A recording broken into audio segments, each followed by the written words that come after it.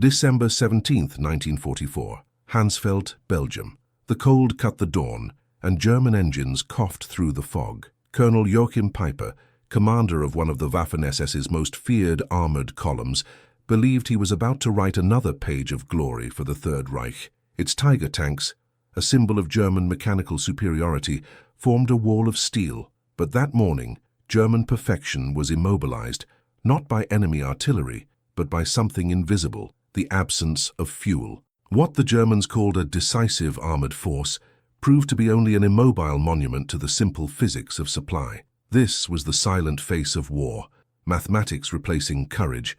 What had started as offensive would in a few hours turn into a revelation. Peiper would find in the snow 50,000 gallons of American gasoline, a net fortune for any German army in 1944. But what seemed like a tactical miracle would reveal something much bigger and more cruel, the true industrial dimension of the United States. This is not an account of bravery or heroism. It is the story of when Germany discovered that it was not facing a flesh-and-blood enemy, but an oil-powered civilization. That gallon in Hansfeld weighed more than an entire army.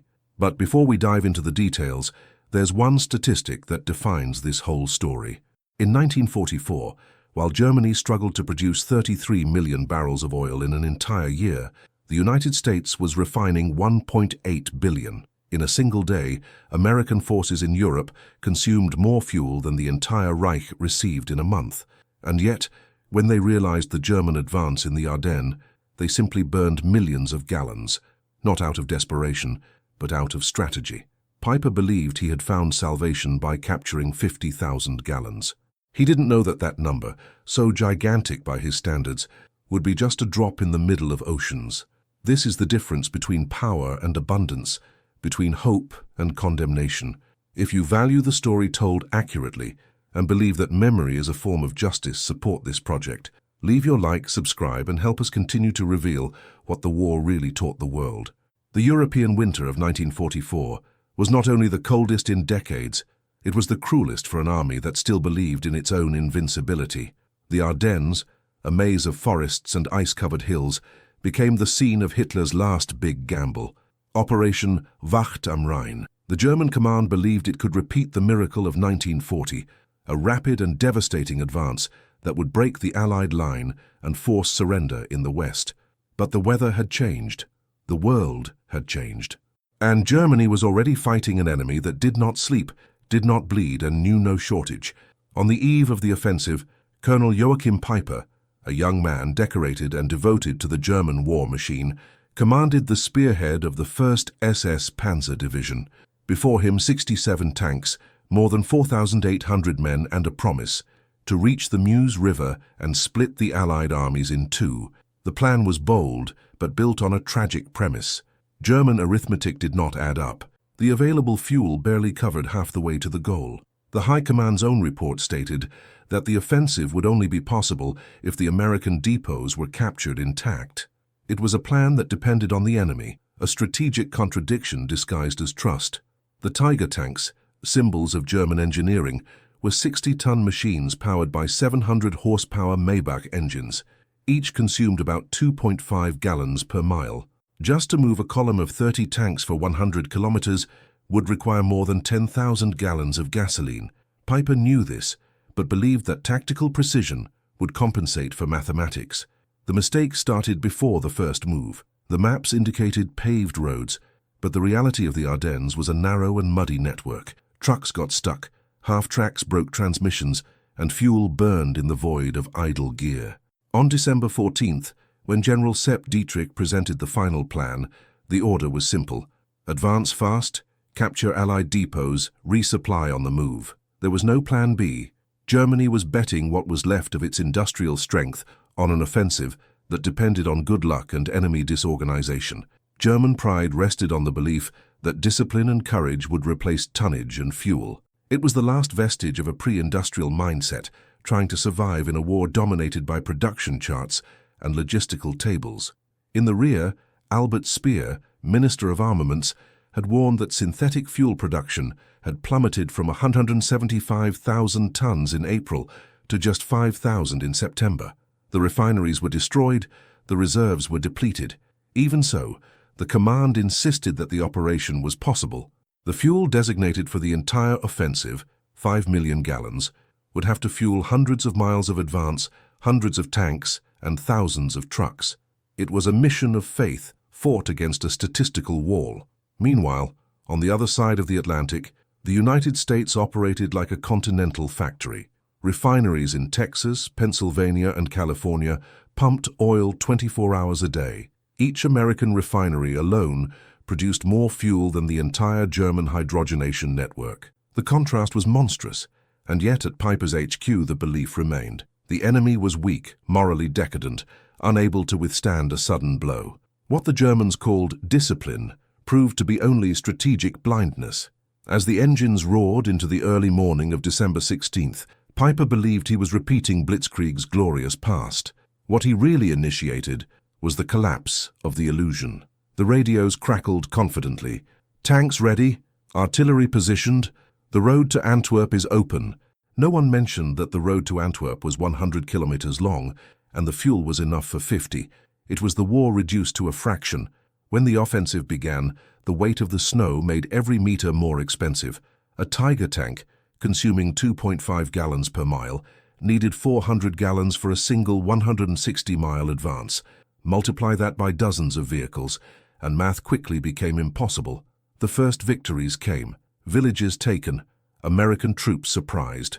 But speed, the heart of the Blitzkrieg, was lost in traffic jams. Germany was trying to move the impossible with the fuel of a bygone era. At this point, one statistic becomes crucial.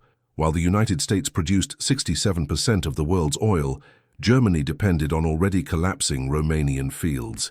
Only 2% of global production was under German control. It is the difference between power and survival. If this proportion surprises you, comment now. Logistics wins.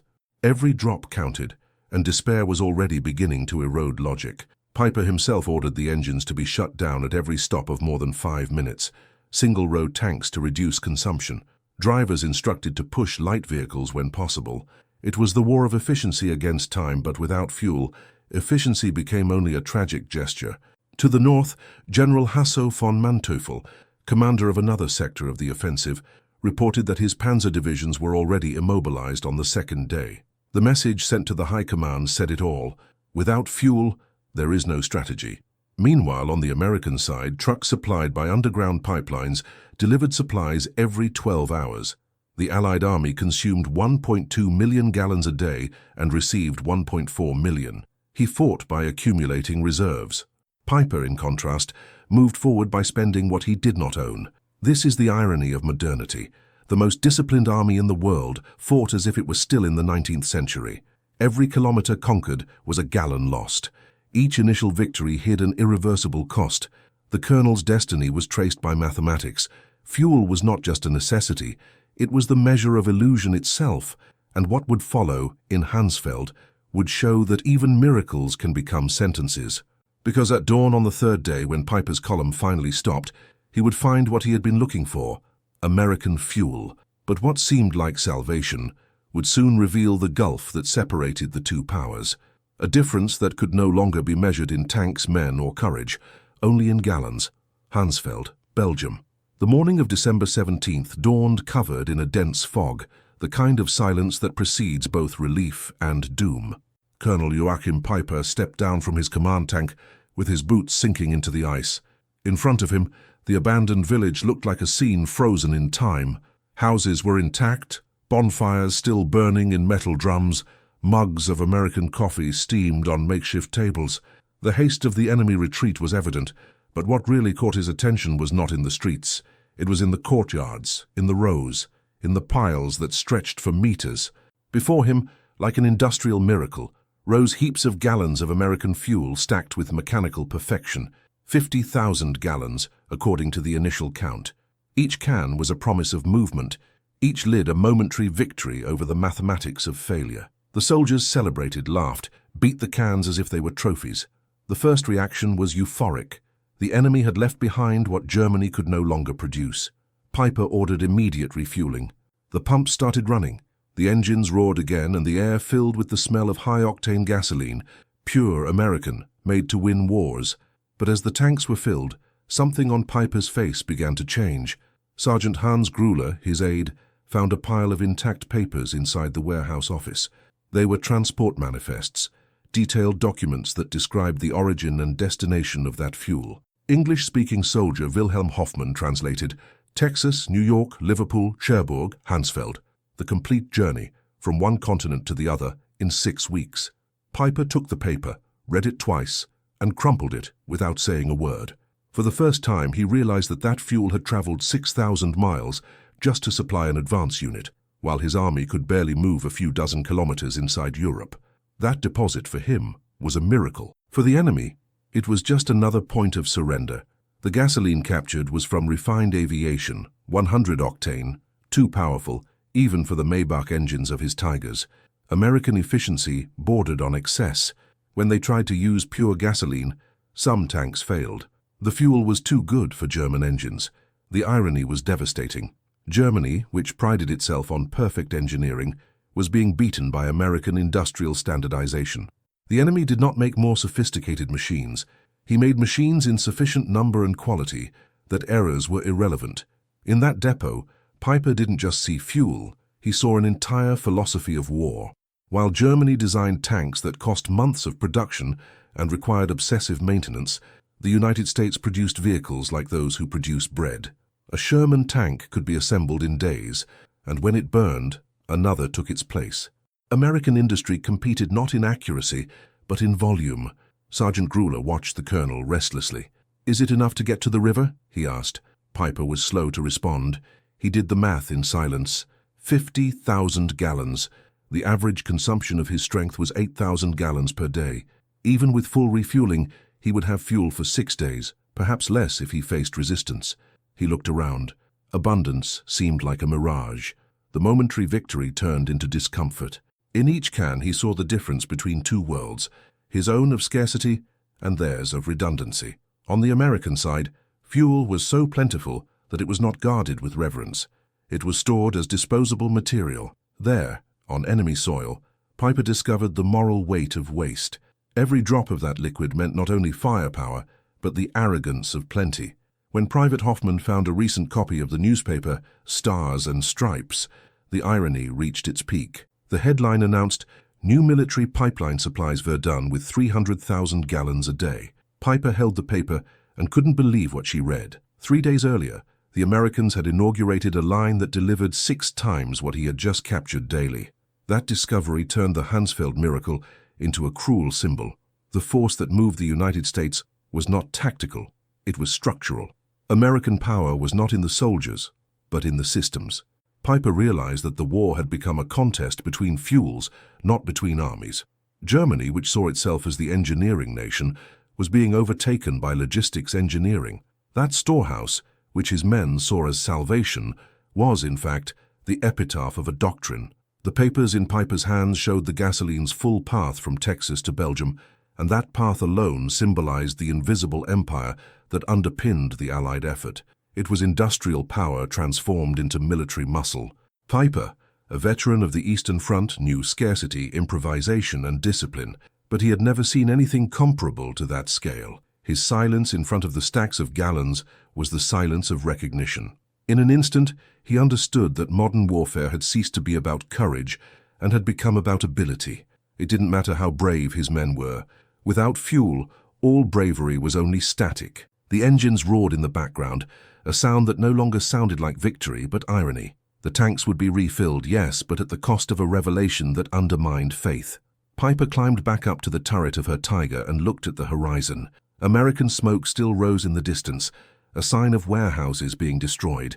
He knew that the enemies were burning fuel on purpose, preferring fire to capture, and that decision said it all. An army capable of destroying millions of gallons only to deny recourse to the enemy was an army that knew no shortage.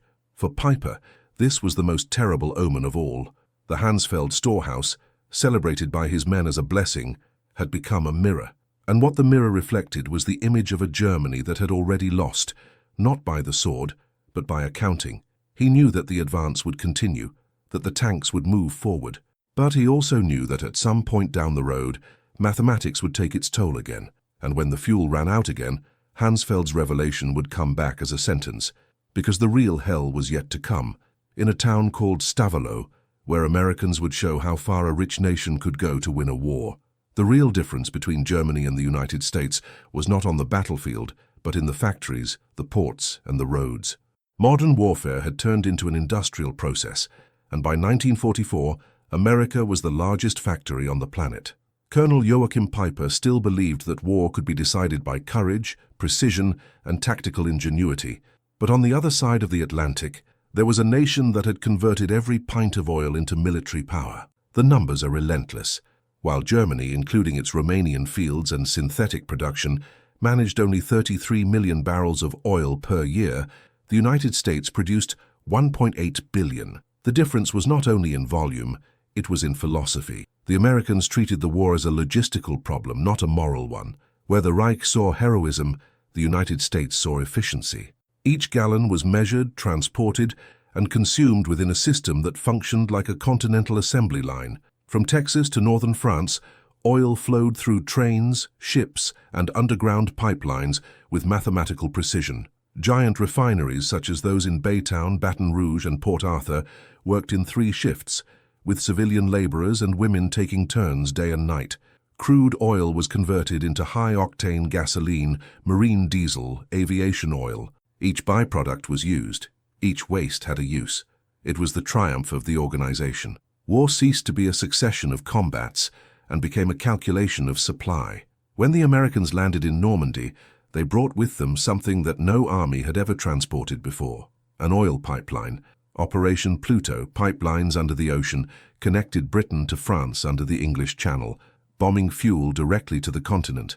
Within a few months, the system was supplying Allied troops with more than 1 million gallons a day. It was such an absurd technological feat that German engineers refused to believe the intelligence reports. On paper, it seemed impossible. In practice, it was the invisible engine of victory. At the same time, in newly liberated France, the American army created the terrestrial artery that would fuel the entire war effort, the Red Ball Express. 6,000 trucks traveled 24 hours a day on color-coded routes, transporting 2,500 tons of supplies daily: fuel, ammunition, food, and spare parts. The system was so efficient that the officers themselves compared it to an automotive production line. Drivers slept in the trucks, mechanics changed tires on the move, and each convoy had a precise time to cross the junctions. The irony was brutal.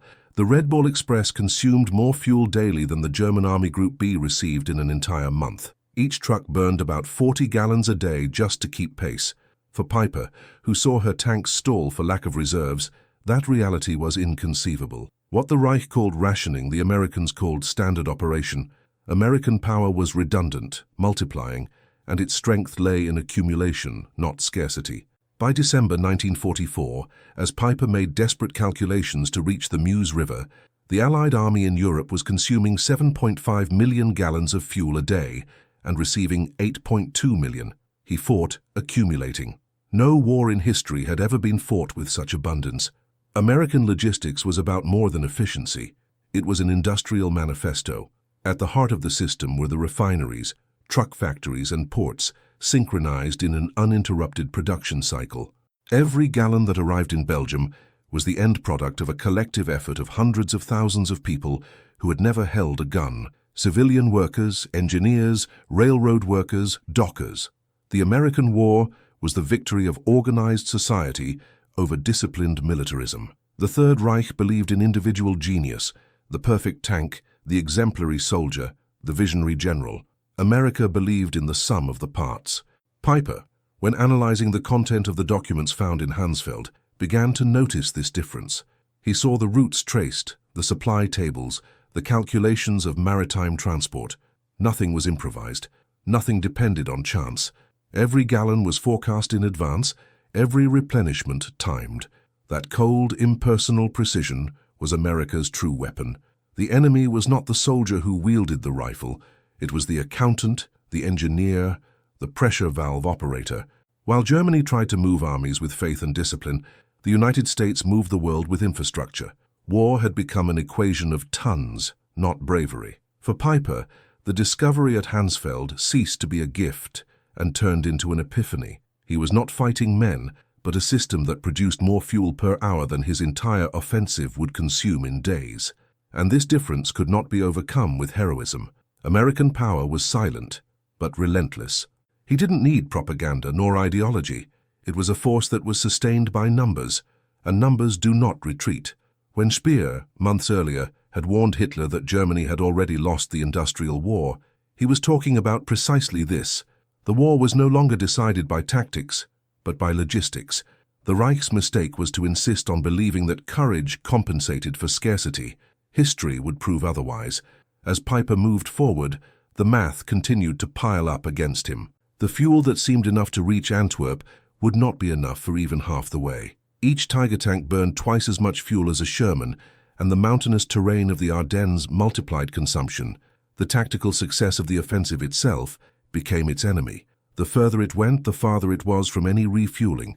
Germany had planned a 1940 war in a 1944 world. What had started as blitzkrieg turned into a fuel collapse. Piper didn't know it, but on the other side of the hills a new tragedy awaited him. In Stavelot, the next American depot was about to change everything again. There, he would discover that American power was not only in production, but in the ability to destroy its own excess. What was a treasure for Germany was disposable for the United States, and the fire that would rise from the Belgian ground on that December afternoon would show the colonel the true meaning of abundance. On the afternoon of December 17, 1944, Colonel Joachim Piper believed he was on the verge of reversing Germany's fortunes. The fuel captured at Hansfeld had breathed new life into his column, and the advance toward Antwerp seemed for a brief moment possible. Ahead, the winding road led to the Belgian town of Stavelot, where intelligence reported another American depot, larger, more valuable, with more than 2 million gallons of gasoline. For the German High Command, that reserve was the divider between victory and collapse. Piper rushed forward, his mind calculating the exact range. If he captured Stavelot intact, he would have enough fuel to cross the Meuse River. Every tank, every truck, every drop captured would be the new blood of the offensive. But the Americans already knew. Radio intercepts and aerial reconnaissance reports had revealed the movement of the 1st SS Panzer Division. At 2 p.m., Capt. Eads, John Brewster of the 291st Combat Engineer Battalion, received a simple, cold, devastating order: deny fuel to the enemy, at any cost. Stavelot's warehouse was not only large, it was colossal. 15 acres of metal gallons stacked up, arranged in rows that were lost on the horizon. Each pile accounted for hundreds of thousands of gallons, enough fuel to power an entire room. Brewster gathered his men together and explained, "We can't let them get close. Burn everything." The instructions were carried out with the precision of a surgical operation. Gasoline was poured among the piles, tracks traced by hand like the wicks of a minefield. The cold wind of the Ardennes made the smell of fuel spread like a bitter memory. White phosphorus grenades were distributed. At 4:30 p.m., as Piper's reconnaissance tanks burst up on the Stavelot road, Captain Brewster pulled the pin of the first grenade. The flash was instantaneous. The ground opened up in flames. White phosphorus spilled over the spilled fuel, and within seconds the deposit turned into an inferno. The fire rose 30 meters, then 60, until it reached a height of almost 100 feet. The heat wave melted the ice on the slopes. The air was charged with a metallic and sweet smell, as if the ground itself was burning. Piper arrived minutes later, her face lit up by flames. What he saw was the most paradoxical view of the entire war. The fuel that could have saved his offensive was now turning into a wall of fire.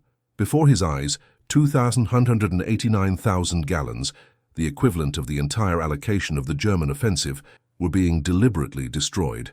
Captain Brewster watched from afar, his expression tense, knowing that the logistical sacrifice would be remembered. He had complied with orders. Germany, meanwhile, had just missed its last chance. For Piper, that scene represented more than a military setback. It was the collapse of a belief. The American army burned what Germany would die to possess. It was abundance turned into a weapon. As his men watched the sky filled with black smoke, Piper understood what it meant to fight an enemy who knew no bounds. A German officer, Lieutenant Hans Gruller, would record years later, "When we saw the fire, we knew we had lost. They could burn what we called gold." Stavelot's burning flame lasted for 3 days. 3 full days of fire, consuming enough fuel to move Piper's entire army all the way to Antwerp and bring it back. The heat was so intense that it deformed the steel of the jerry cans. When the column tried to approach, the wheels of the vehicles melted on the asphalt. There was no further advance. Fuel, yesterday's salvation, had become today's obstacle. On the other side, American engineers recorded the event in cold reports. Warehouse set on fire, not a gallon caught. Mission accomplished. That was the difference between the two worlds. For Americans, fuel was a statistic. For the Germans, it was survival. The irony of this story is that the solution was in front of them. If you're enjoying unraveling these facts, show your support. Like and subscribe so we can bring you more in-depth content on how logistical power has changed the course of history. Over the next few hours, the fire spread to surrounding areas, lighting up the sky for miles. Piper remained motionless, watching. Each gallon burned was a symbol of what Germany could no longer be: modern, abundant, prepared. He knew that Americans could destroy millions of gallons and still receive twice as much the next day. On the other side of the hills, the Allied system continued to function with precision. The Red Ball Express did not stop. The pipelines of Operation Pluto pumped 1 million gallons daily. Sherman trucks and P-47 fighters consumed fearlessly, confident that the next delivery was already on the way. Piper began to realize that war was no longer decided by courage or tactics, but by replacement.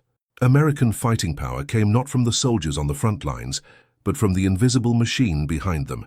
Stavelot showed that fuel had become the new battleground, and the Americans dominated that terrain with absolute sovereignty. When the fire finally went out, what was left was a metallic graveyard, twisted jerry cans, the soil soaked with ashes, and a colonel who had understood the impossible. In his reports, Piper did not describe the fire in terms of destruction, but of revelation. He wrote, "They burn what we would die to possess. No plan can beat that." But there was still more to discover. What Piper would witness in the following days would surpass any calculation. Because Stavelot's fire wasn't the end, it was just the beginning of a discovery that would turn his belief into despair. Germany didn't know it yet, but the Americans had enough fuel to win the war 3 times over. And they were about to prove it. Smoke was still rising over Stavelot when Colonel Joachim Piper realized that the war had changed its meaning. The scene before his eyes, 2 million gallons of fuel reduced to ashes, was not only a material defeat, it was a moral collapse. His tanks were full, but his conviction was beginning to empty. Over the next few hours, the German column moved slowly, surrounded by burned-out villages, frozen roads, and a growing sense of unreality. Allied radios transmitted simple and precise orders, while Piper's army navigated the uncertainty of every remaining pint. It was a war divided between those who counted liters and those who burned oceans. On the other side of the front, in Bastogne, a city surrounded and under constant attack, the American army received fuel by air. C-47s cut through the grey sky and launched metal drums tied to parachutes. The operation, coordinated by radio, delivered more fuel daily than the entire Piper offensive had.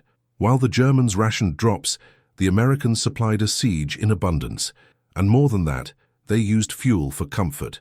Reports from soldiers of the 101st Airborne Division mention that Sherman tanks remained with engines running for hours, just to maintain the heat inside. That was the difference. One side struggled to move, the other fought heated. The comparison was more than technical, it was psychological. Every American drop burning without tactical purpose represented for the Germans a living humiliation. On the Eastern Front, Piper had learned to respect Soviet resistance, but he had never imagined facing a force whose main weapon was abundance. By 1944, American power was no longer measured in divisions, but in logistics. Each battalion had its own reserves, each platoon supply trucks. Germany, for its part, was reduced to improvisation. Engines turned off during breaks, trucks pushed by hand, horses dragging ammunition in the middle of the 20th century. The myth of German technical superiority, so celebrated since 1939, began to erode in the face of American pragmatism. Piper, looking at the snow-covered fields, knew that the battle was not being lost on the ground, but in the distant refineries of Texas and Louisiana. The distance between the two nations was not geographical, it was civilizational. While Germany created weapons too complex to sustain, the United States simplified even total efficiency. A Sherman tank could be repaired with parts from any other. A broken truck was replaced by an identical one. The American system did not fear losses. It absorbed them. In the German army, every mechanical failure was a tragedy. In the American, it was a routine. This contrast eroded trust. Intelligence reports intercepted by the US Army recorded German transmissions replete with emergency codes and desperate requests for fuel. One of them, dated December 18th, was clear. The offensive cannot continue. Fuel reserves are below the critical level. Meanwhile, the Allied command accounted for surpluses. In the diaries of Colonel James Snyder, Director of Logistics for the US First Army, there is a simple entry, dated the same day. Fuel received, 1,847,000 gallons. Issued 1,623,000, net gain 224,000 gallons. The Americans were accumulating fuel as they fought. Piper, reading the German reports, saw the arithmetic of defeat confirmed line by line. At dawn on December 19th, the tanks began to stop. Some were abandoned, others drained to supply only the command vehicles. The war had become an exercise in calculation. In the field, soldiers watched ambulances immobilized, medical trucks stopped, wounded dying from lack of transport. Morale was disintegrating.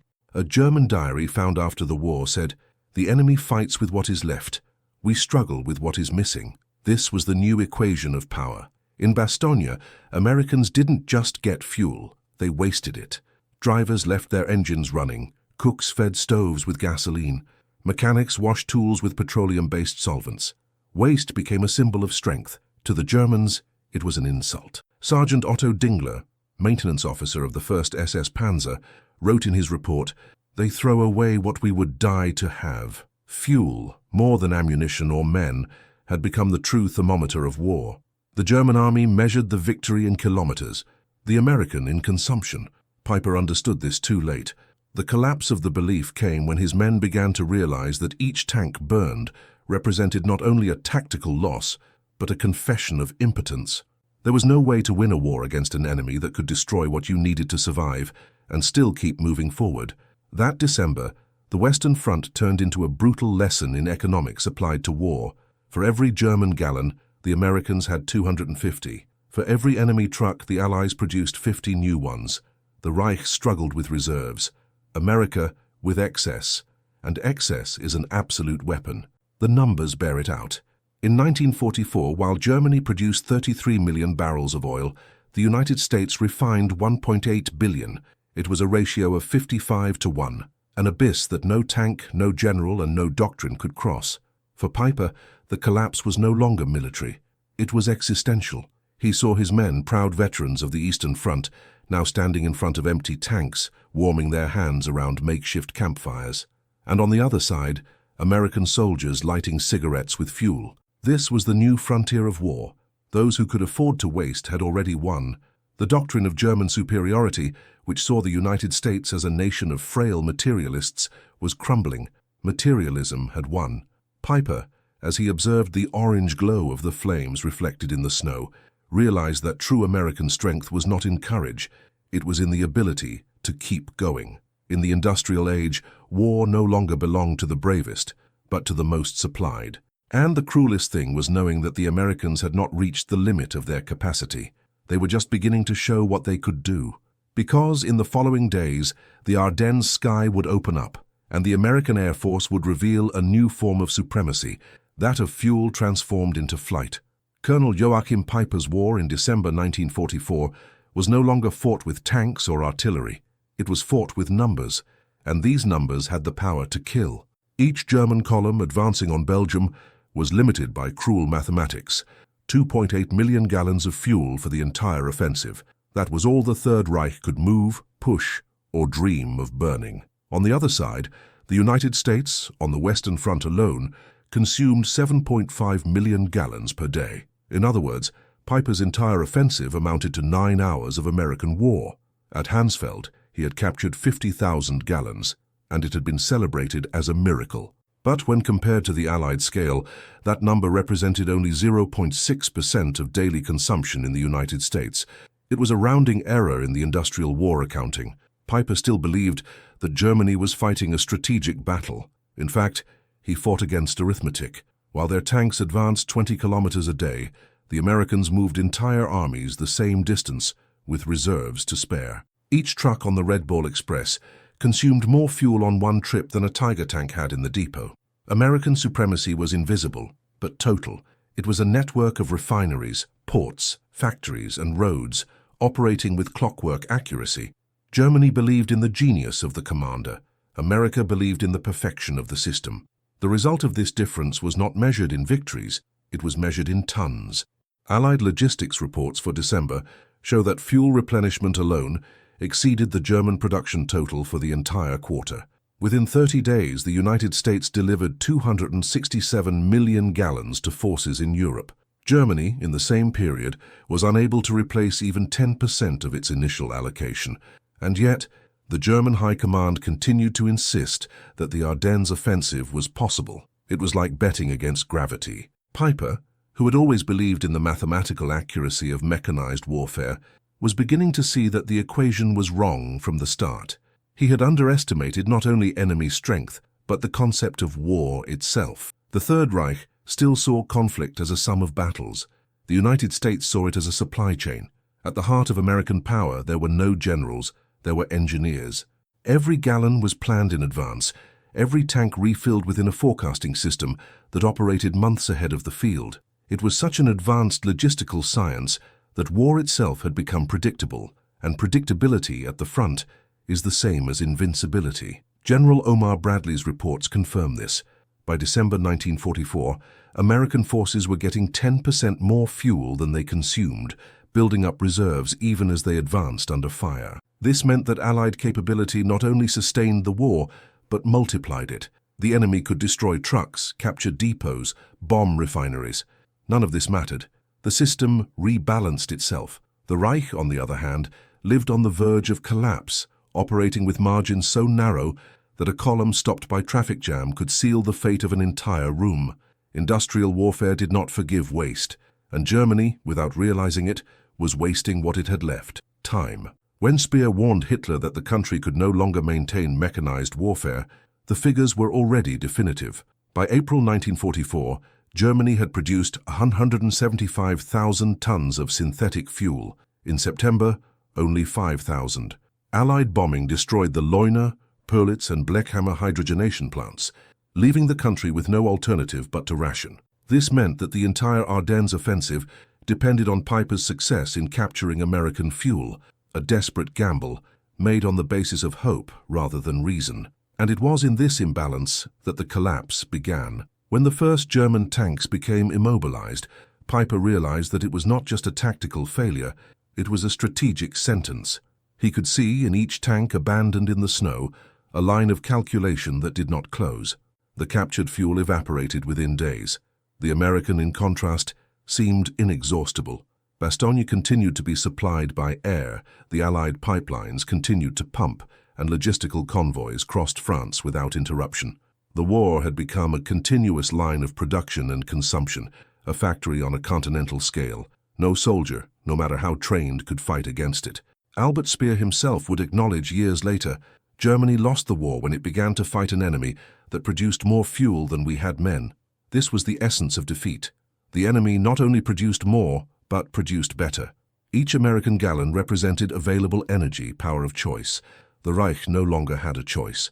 Piper, who had seen the battlefield as a space of glory, began to see it as a statistic. Their advance orders were replaced by consumption calculations, your attack maps, by fuel tables. The commander had become an accountant, and the accountant knew that numbers don't lie. When Allied reports indicated a daily consumption of 7.5 million gallons and a receipt of 8.2 million, Piper realized that he was not fighting an army. He was fighting an industrial capacity capable of creating excess in the midst of war. Excess was the real weapon. What the Americans had in abundance, the Germans tried to reproduce with discipline. But discipline does not generate oil. On the night of December 20th, surrounded by snow and silence, Piper looked at the map. It was 30 kilometers to the Meuse River. Your reserve? 8,000 gallons. Enough to choose between moving forward or backward, but not both. He ordered fuel to be divided among the lighter vehicles, a decision that saved some of his men, but doomed their tanks. What Germany saw as a strategy was, in fact, scarcity management, and this management had no future. The war that Hitler envisioned as a struggle for European supremacy had turned into a global supply competition. Every American gallon burned at Bastogne, every train that crossed Normandy, was a living reminder that the Reich was mathematically doomed. The mistake was not moral, it was logistical. Germany had planned a war that it could win in the field, but not on the spreadsheet. And the spreadsheet had already been filled out months earlier in factories on the other side of the ocean. In the days to come, the Luftwaffe itself would feel the impact of this relentless math, as fuel shortages ground its planes and opened the Ardennes skies to absolute American dominance. The snow was falling thick over the Ardennes hills when the sound of the Maybach engines ceased. One by one, Joachim Peiper's Tiger and Panther tanks fell silent until only the distant hum of American artillery remained. The scene seemed unreal. The German army's most feared machines, symbols of its engineering and national pride, were now motionless, lined up as monuments to its own arrogance. Each vehicle was a masterpiece of steel and precision, 60 tons of force, 88mm guns, nearly impenetrable armor. But by the winter of 1944, German technical perfection had turned to irony. Those machines died not from mechanical failure, but from lack of fuel. Peiper walked among the stalled tanks, the wind beating against the dark uniform. He knew that each of those vehicles represented months of work, tons of steel, hundreds of workers. The Third Reich had built the best, but not enough. Modern warfare demanded more than excellence. It required constancy, and Germany could no longer sustain what it created. Worse still, many of the tanks stopped not only because of the lack of fuel, but because of a failure that sounded almost symbolic. The American gasoline captured at Hansfeld, of very high octane, was too pure for Maybach engines. What should be salvation has become poison. German engineers had designed their tanks to operate on 74-octane fuel. American gasoline 100 caused overheating, valve clogging, and misfires. Some engines exploded amid the breakthrough attempt. Peiper watched the absurdity in silence. His war had become a paradox, defeated not by technical inferiority, but by the sophistication of the enemy. It was the exact symbol of the bankruptcy of engineering without industrial support. Genius without a logistical basis. In technical terms, the Tiger was superior. In strategic terms, it was irrelevant. Each tank abandoned in the forests of Belgium was a reminder that Germany had built weapons that the country could not feed. For every Tiger that entered combat, the American army produced 10 Shermans, lighter, simpler, and above all, fueled. In 1944, Germany manufactured 1,500 Tiger tanks. The United States, in the same year, built 17,500 Shermans. Reich relied on quality, America in quantity, and modern warfare belonged to quantity. Peiper didn't know it, but as he watched his stalled tanks, American factories in Detroit, Ohio, and Pennsylvania produced a new war vehicle every 7 minutes. Each tank rolled off the assembly lines already numbered, tested, and ready to cross the Atlantic. It was such a large production that by 1945 the United States had manufactured more military vehicles than all of continental Europe combined. That was the difference between an industry and a collapsing nation. Germany, which had once prided itself on being the heart of world engineering, was now dismantling passenger trains to melt steel. As Peiper watched his tanks stall, the Americans were literally swimming in oil, steel, and rubber. The cruelest statistic of all was this: the East Texas oil field alone produced more barrels of oil per year than the entire German-occupied territory. Repeat this in your head. A single American camp outnumbered the entire Reich Empire. If this number surprised you, comment, "Logistics wins," because that's exactly what happened. In the Ardennes, the concept of German technical superiority found its physical limit and its moral limit. There was no more glory in building the best if the best could not move. The Tiger had become a monument to the bankruptcy of classical warlike thinking, the belief that war could be won by mechanical genius, when in fact it was won by continuity of production. The American Sherman tank, often derided by the Germans as a gasoline lighter, was not tougher nor more powerful. It was simply more present.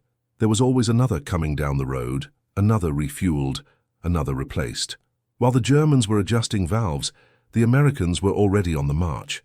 Peiper, an officer trained to believe in precision as the supreme virtue, now faced the new truth. The era of great designers was over, and the era of great manufacturers had begun. Germany was a laboratory. America was a factory.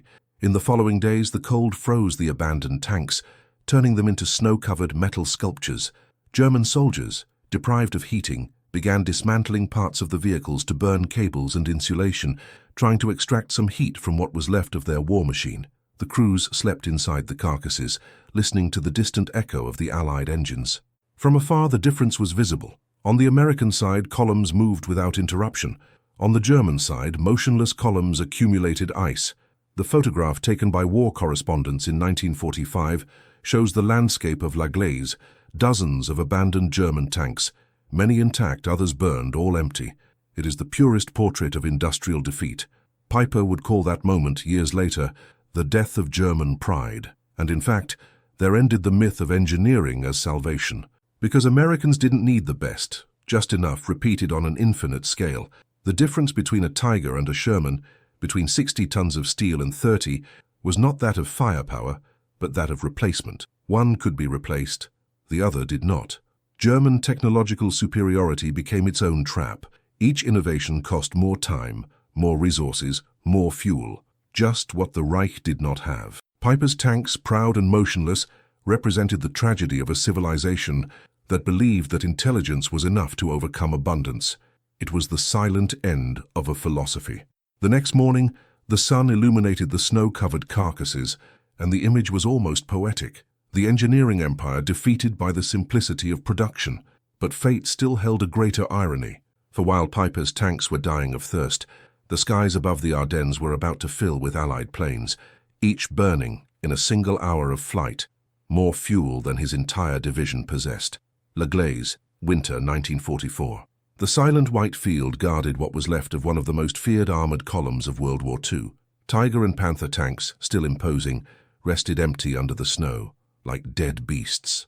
When American forces finally surrounded the city, they expected one last fierce stand. Colonel Joachim Piper, however, had already given the order: abandon the vehicles, destroy what was left of ammunition, and try to escape on foot. Of the 119 tanks that had begun the offensive, 39 remained operational but immobilized, all with the same diagnosis: dry fuel tanks. Thus ended the offensive that Hitler had called the last bet. 30 years later, on a cold morning in 1974, two men met again in La Glaise in front of the same Tiger now turned into a monument. One of them, Karl Wortmann, a former radio operator for the Waffen-SS. The other, Roy Anderson, a former sergeant in the U.S. 30th Infantry Division. They stood side by side for minutes, watching the rusty colossus. Anderson broke his silence. "We always wonder why you guys stopped. We thought it was a maneuver." Wortmann smiled, his gaze lost. "We stopped because we had no more fuel, and you burned millions." This phrase, simple and bitter, summed up the whole war. On one side, an army that marched on calculations where every liter was counted as blood. On the other, a power that could incinerate millions of gallons just to deny the enemy's advance. The difference between survival and choice, between despair and comfort, between two civilizations at opposite ends of abundance. In the months following the Battle of the Bulge, letters from German soldiers would reveal the same bewilderment. Corporal Ernst Müller wrote to his wife, "They use gasoline to wash clothes. We don't have enough for the trucks. They feed dogs chocolate. Our men haven't seen chocolate in 2 years." The collapse was not just military, it was moral. The idea of Germanic superiority, that sacrifice and discipline would be enough to overcome enemy materialism, has crumbled in the face of the unimaginable, an enemy capable of wasting what you would die to conquer. This psychological shock traveled through the German trenches like a disease. Gestapo reports, intercepted after the war, show the rise of defeatist comments among soldiers who witnessed American abundance. The sight of Allied trucks crisscrossing the roads with fuel to spare, while German columns stopped alongside, burning off the last drops, eroded any belief in victory. Sergeant Otto Dingler recorded, "They burned fuel to light camps. We put out fires to save calories." The war between ideologies had turned into a war between productive systems. Germany represented intelligence without raw materials. America, the raw material organized by intelligence, and that changed everything. Nazi morality, based on the idea of spiritual superiority, was replaced by the consciousness of practical inferiority. When Piper observed the American gallons piled up in Hansfeld, he understood, perhaps for the first time, that he was fighting a civilizational, not just a military force. That gasoline coming from Texas, crossing the Atlantic and arriving in Belgium in weeks, represented a global web of power that the Reich could never reproduce. Every American truck that passed in front of a stationary German tank was more than a vehicle. It was the symbol of a logistical empire. Historian Richard Overy would define it decades later. The real battlefield of World War II was not Stalingrad nor Normandy. It was the production spreadsheet. Piper learned this too late. In 1945, General Hasso von Manteuffel wrote in his diary, "When we learned that the Americans destroyed 8 million gallons in 1 week, we understood that the war was lost before it began. An enemy that can waste is invincible." For every tank abandoned in the Ardennes, the Americans built another. For every German plane without fuel, 50 new P-47s took off. The war had become exponential, and the Reich lacked scale. The final image of the offensive is almost symbolic. Piper and his men walking on foot through the snow, leaving behind the tanks that represented the pinnacle of German engineering. Those vehicles, once feared, were now frozen shadows of what an empire once believed to be invincible. And at American bases, as the fire from the refineries lit up the sky, the fuel kept flowing, thousands of gallons per minute, in a cycle that didn't stop. American soldier Richard McKinney would write to the family, "We have Germans surrounded who have run out of gas. Our captain says we use more fuel to boil coffee than they have to fight." It was a joke, but it was also true. It is a truth capable of breaking an empire. When the fire of American industry began to warm the skies of Europe, there was no more battle to win, only to be confirmed. The German defeat did not occur at Stavelot, Bastogne, or La Glaise. It happened when Germany realized that America could afford to burn what the Reich held sacred. And it is this awareness, not fire, that has destroyed German faith in its own invincibility. Because in the end, the Third Reich was not won by tanks, bombs, or soldiers. It was won by irony. The irony of a war in which strength was not in courage, but in waste.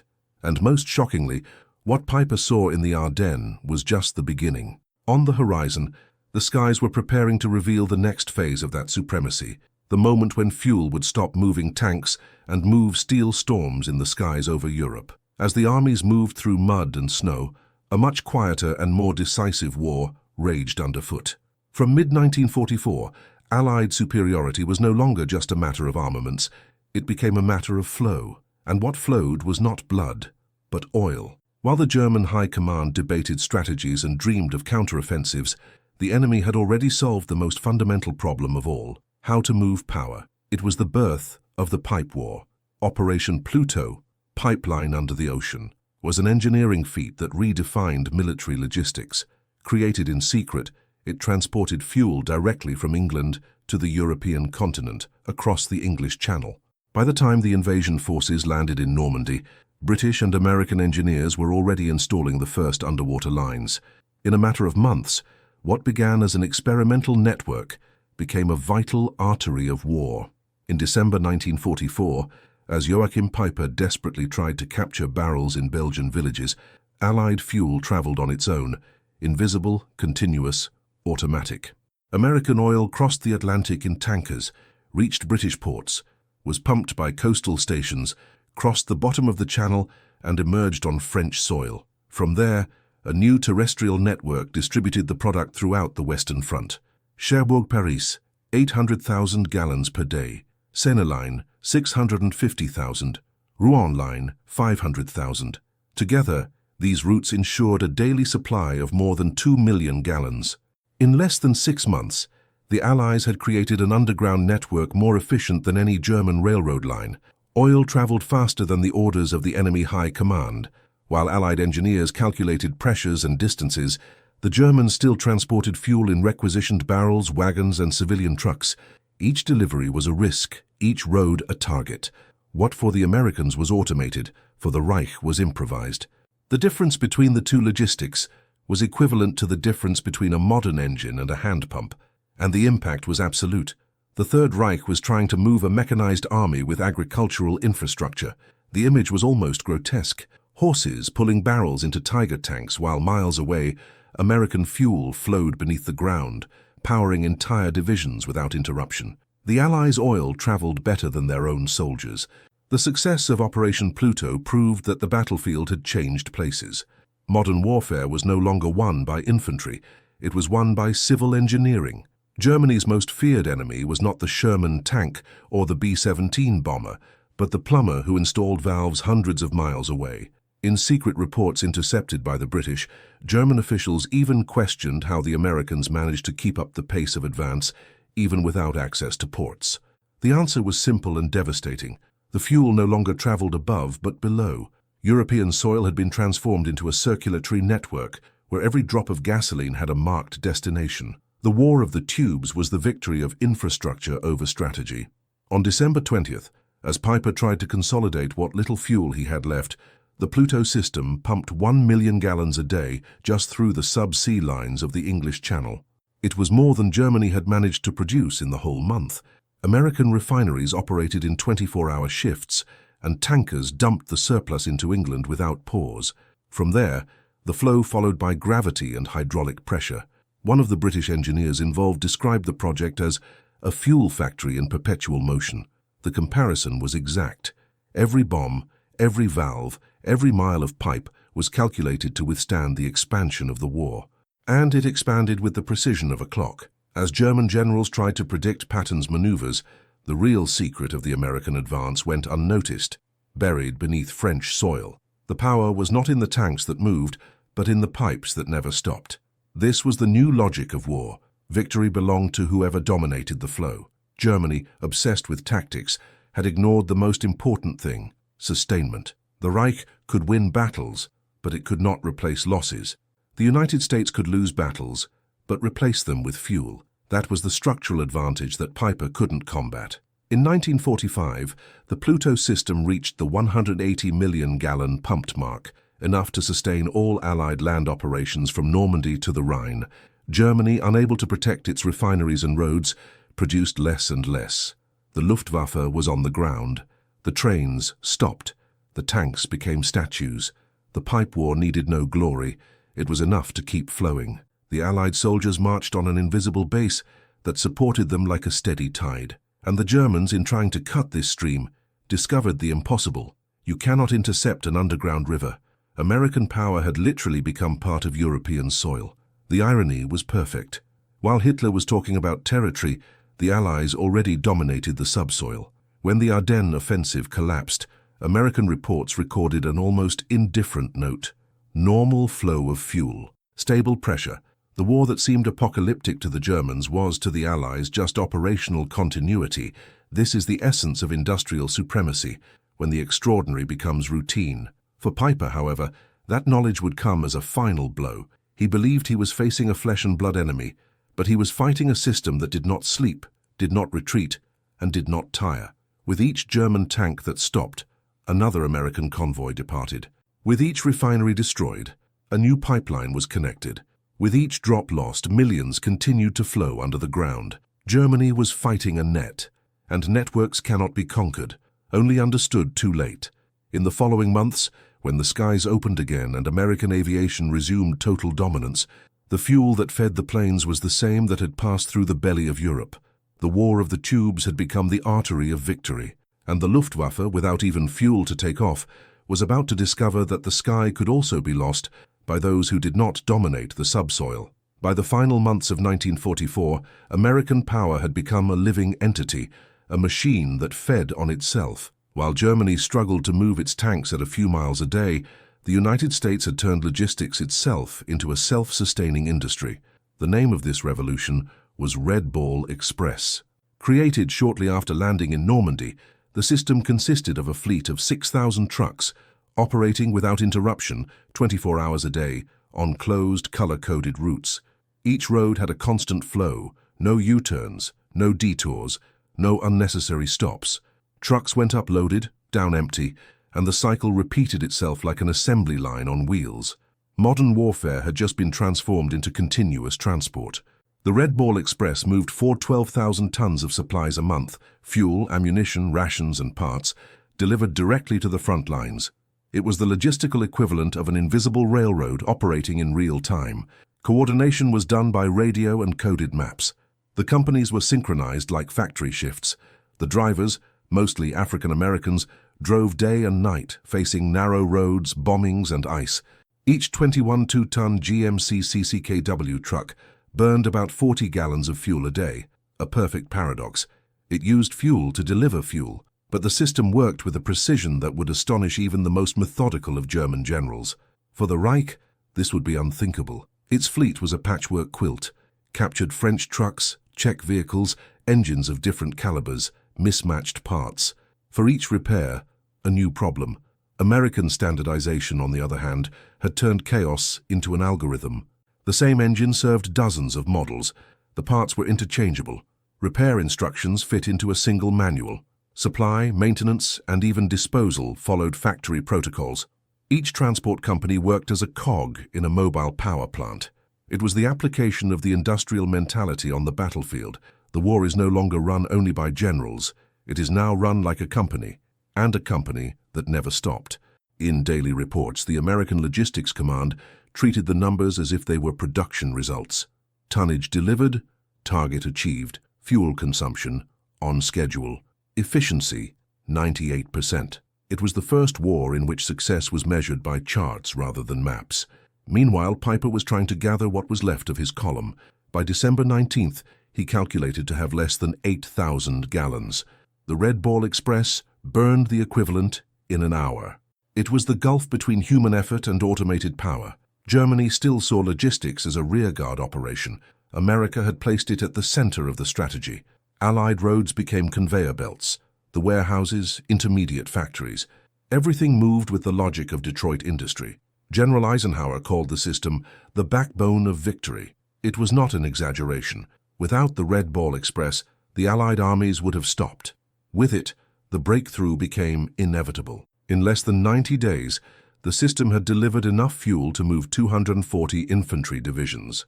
Germany, unable to supply even 2 of its panzer columns, watched helplessly. American efficiency was not limited to production, it was reproduced.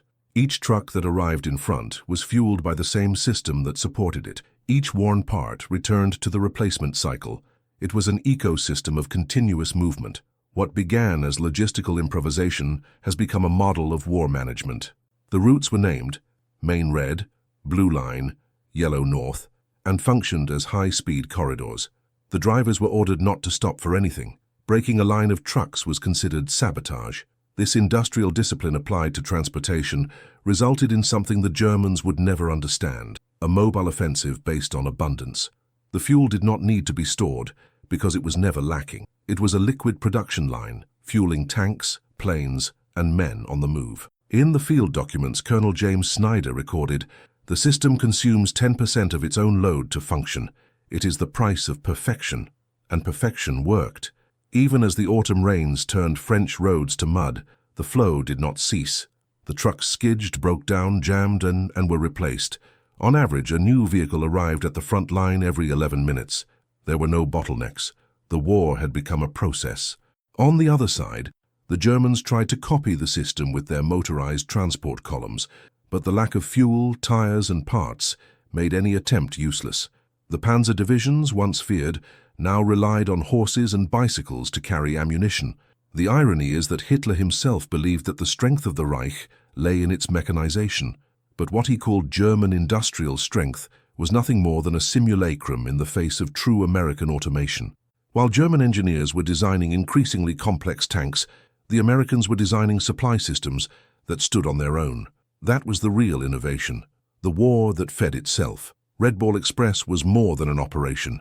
It was a proof of concept. For the first time, a power had created a logistical system capable of sustaining itself indefinitely without depending on territorial conquest. Germany needed to move forward to capture resources.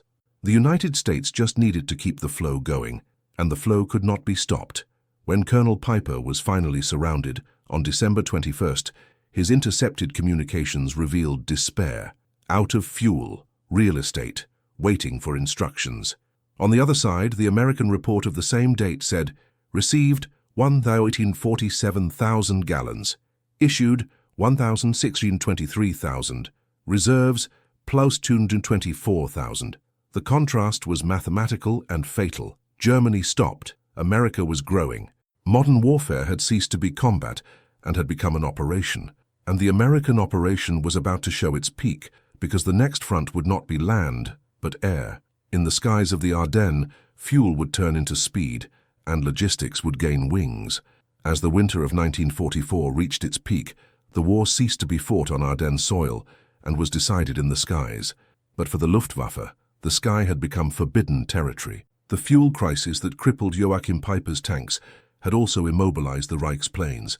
Entire airfields were silent, rows of Messerschmitt fighters and Junkers bombers resting like metal skeletons under the frost.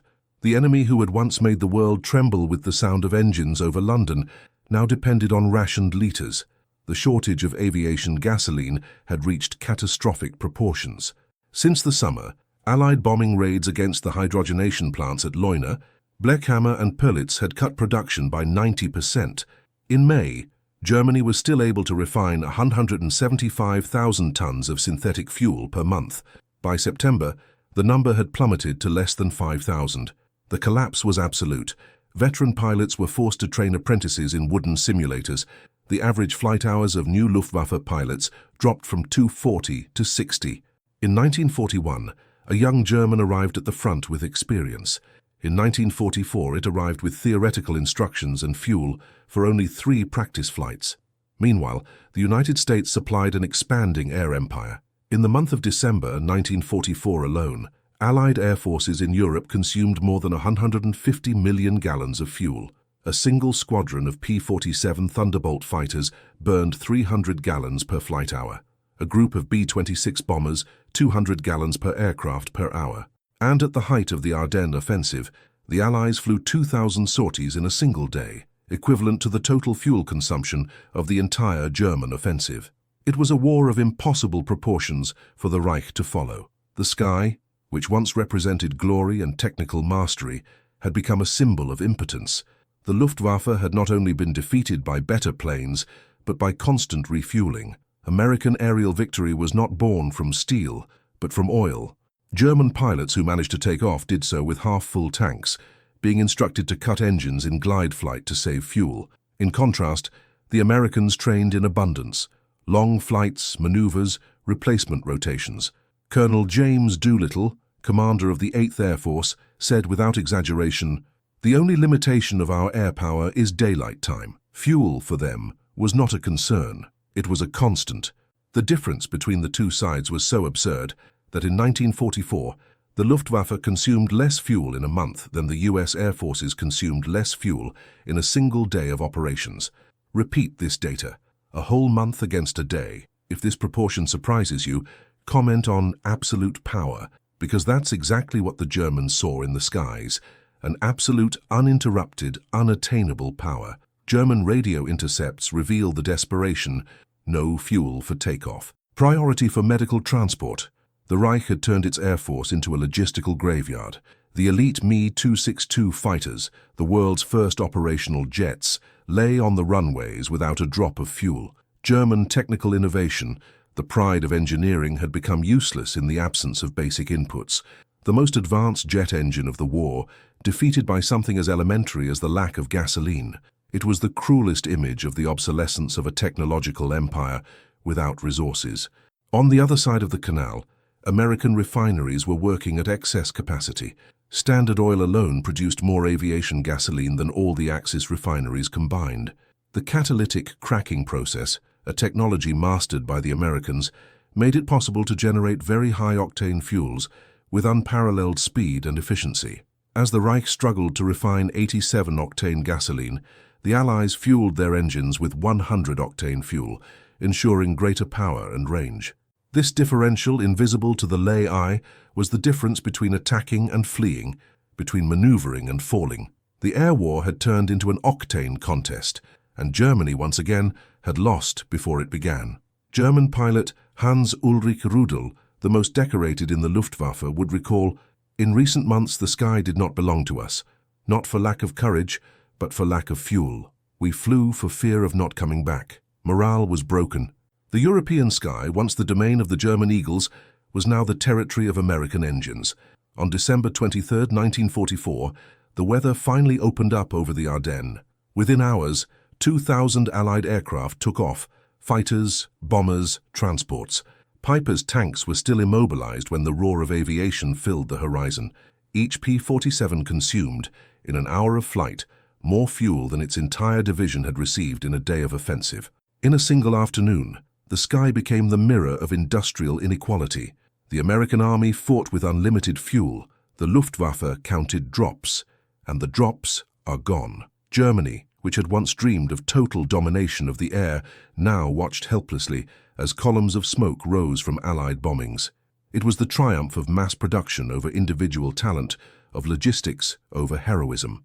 General Hermann Göring, once the face of German air supremacy, would admit in 1945, "We lose the sky when we lose fuel. We lose fuel when we underestimate America." In the following months, the collapse would be total. No fuel to train, no fuel to fight, no fuel to retreat.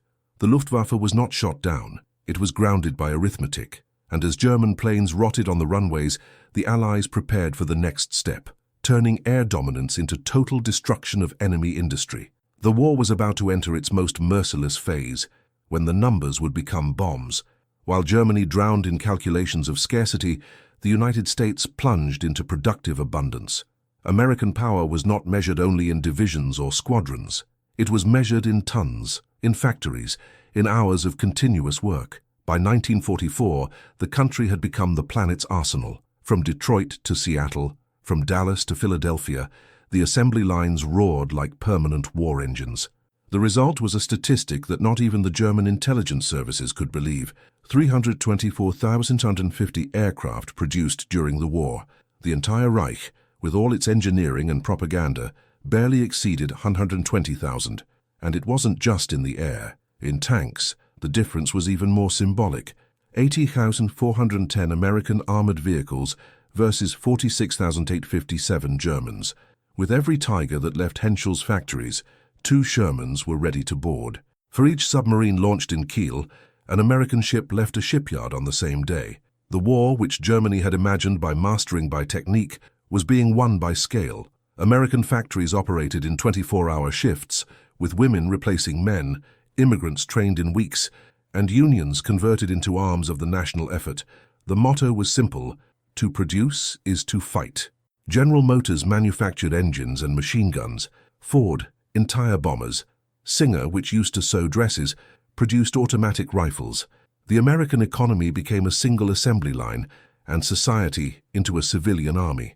The enemy, accustomed to the discipline of the soldier, did not understand the strength of a nation that mobilized all citizens, including those who would never wield a weapon. In 1944, as Piper discovered the logistical desperation in Hansfeld, 19 million Americans were working full-time in the arms industry. In the United States, the factory soldier was worth as much as the trench soldier. This pragmatic and profoundly egalitarian vision dismantled the myth of German cultural superiority. What the Reich called pure labor was an elitist dogma. What America called mass production was a collective weapon. The result was in the numbers. Every hour a new aircraft left the ground. Every 7 minutes a new tank was completed. Every second 1,000 cartridges were manufactured. In total, the United States produced 40 billion rounds of ammunition, enough to arm the entire planet. Germany, bogged down in its quest for artisanal precision, discovered too late that perfection without volume is irrelevant. What the Germans called superior engineering had become a trap. Each Tiger tank required 300,000 hours of labor, bespoke parts, and steel consumption that could sustain 10 Shermans. It was a mathematics of self-destruction. While the Reich built symbols of power, the United States manufactured instruments of efficiency, and it was efficiency that won. In the energy sector, the disparity was cosmic. Americans extracted 8 billion barrels of oil per year. Germany, adding domestic and Romanian production, reached only 33 million, less than 2% of enemy capacity. This difference was the backbone of modern warfare. Every gallon of fuel meant motion, and the United States had infinite motion. Even the reserves of rubber, aluminum, and steel were unparalleled. While the Reich melted pots and fences to forge weapons, Americans recycled entire automobiles without the civilian economy stopping. It was the triumph of productivity over sacrifice. The bitterest irony was that the German ideal of a total war had been achieved, but by the Americans. The totality was not in state control, but in voluntary coordination. Civilians, companies, scientists, and workers formed a system that operated with military precision and creative freedom. The result was an explosion of innovations, new welding processes, catalysts, plastics, metal alloys, and assembly methods. War was the greatest laboratory in history. The line between military and civilian has disappeared. A secretary in Chicago produced logistical reports with the same strategic impact as a field captain. An engineer in New Jersey, calculating fuel pressures, was worth as much as a fighter pilot. It was the victory of distributed intelligence. The German generals could not comprehend this invisible force. How could a decadent nation, filled with women, immigrants, and non-militarized workers, overcome the Reich on all fronts? The answer was simple and devastating. Democracy produces efficiency when mobilized. Each American citizen was a small link in a larger machine, and all the links worked. When Texas factories delivered their record oil production in 1944, reports showed something almost symbolic. The East Texas oil field alone produced more fuel than all of German-occupied Europe. This data crossed the German War Command as a moral blow. How to fight against an enemy whose excess was greater than his need. The Reich was fighting against the very concept of abundance. The American economy didn't have to choose between war and prosperity. It got both. Germany, on the contrary, sacrificed its population and reaped scarcity. German industrial collapse was inevitable because its foundations were ideological. The belief in racial superiority and hierarchical discipline had created an inflexible system, incapable of reacting. America, with its diversity and apparent chaos, turned freedom into production. Germany believed in heroes. America believed in turns. And the shifts won. In January 1945, when the American High Command requested 245 million gallons of fuel for the following month, the request was approved without discussion. It was routine. On the same date, the German command reported, "Zero strategic reserves. Operations depend on local captures." The distance between these two sentences was the distance between ages. The 20th century belonged to industry, and industry belonged to America. Still, the tragedy of Piper and so many other German soldiers lay not only in the logistical failure, but in the moral revelation that would follow, the realization that the enemy not only produced more, but could squander what they died to conquer. What would follow would be the cruelest phase of this inequality, when industrial power began to deliberately burn excess, not out of necessity, but out of strategy. By the end of 1944, the sound of German engines began to fade, not because the enemy had destroyed them, but because they simply stopped. In the frozen fields of Belgium, the army that had once been synonymous with movement stood motionless. No fuel, no heat, no direction. The logistical collapse had become a human tragedy. Ambulances stopped with injured groaning in the snow. Hospital generators turned off due to lack of diesel. Surgeons operating by candlelight with the cold paralyzing instruments and hands. Medical Captain Wilhelm Kirsting wrote in his diary, "We have the best surgeons, supplies captured from the Americans, but not a quart of fuel to transport the wounded. Men die 10 kilometers away from a functional hospital." It was the point at which scarcity ceased to be military and became moral. The arrogance of German engineering had given way to absolute impotence. At the front, soldiers improvised sledges with doors torn from destroyed houses, dragging the wounded with telephone ropes. In field hospitals, nurses boiled snow to wash wounds.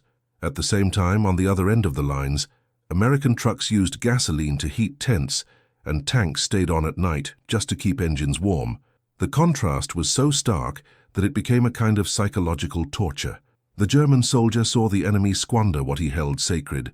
Gasoline wasn't just fuel, it was the line between life and death. Sergeant Ernst Müller wrote to his wife, "They wash clothes with gasoline. They feed dogs chocolate.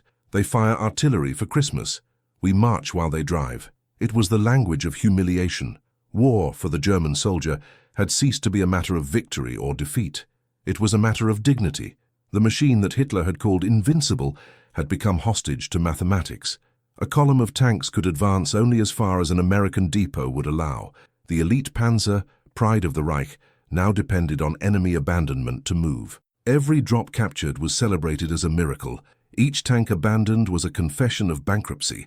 The cruelest tragedy, however, was not in the immobile tanks, but in the men. In the biting cold of the Ardennes, The medical divisions of the German army tried to keep alive the wounded without electricity. The generators, silent, turned hospitals into morgues.